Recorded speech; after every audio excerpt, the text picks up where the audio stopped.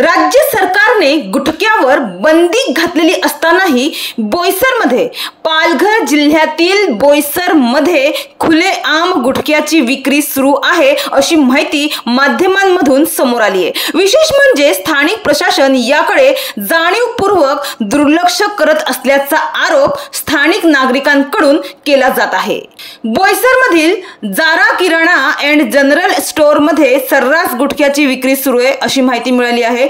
गुजरातमधील सेल्वास, भिल्लाड आणि संजाण येथून मोठ्या प्रमाणावर गुटखा तयार करून महाराष्ट्रात त्याची तस्करी केली जाते आणि तो गुटखा पानटपरी किराणा दुकानांच्या आडून खुलेआम विक्री केला जात आहे।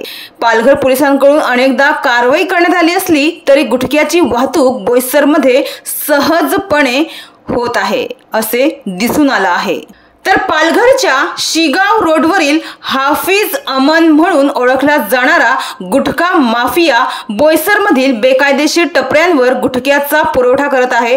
हार्मोनी रेसिडेन्सी, रेल्वे स्थानक, डी जयनगर आणि बस स्थानक परिसरात मुख्य रस्त्यालगत गुटख्याच्या टपऱ्या खुलेआम उभ्या राहिल्या असून त्यातून गोवा, विमल, रजनीगंधा यासारख्या गुटख्याचे पाकिटे खुलेआम विकले जात आहे।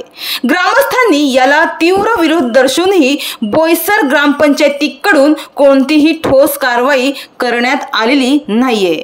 प्रशासनाच्या या उदासीनतेमुळे गुटख्याचा अवैध व्यापार दिवसेंदिवस बळावत चालला आहे, ज्यामुळे युवकांवर त्याचा वाईट परिणाम होत आहे।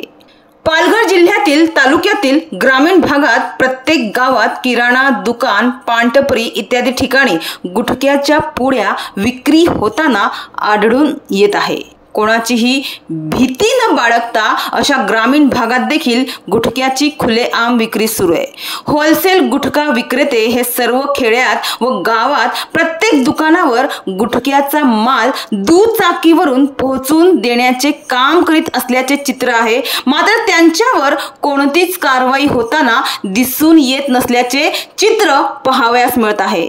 मात्र कधी कधी कारवाई होऊनही गुटखा येतोच कसा असा प्रश्न या ठिकाणी उपस्थित होत असून या धंद्याला पोलिसांचा आशीर्वाद मिळत असल्याने हे धंदे खुलेआम सुरू असल्याची देखील चर्चा आहे। मात्र जनतेच्या सुरक्षेसाठी नेमलेले प्रशासन, शासन सर्वच मलाई खाऊन मस्त आहे।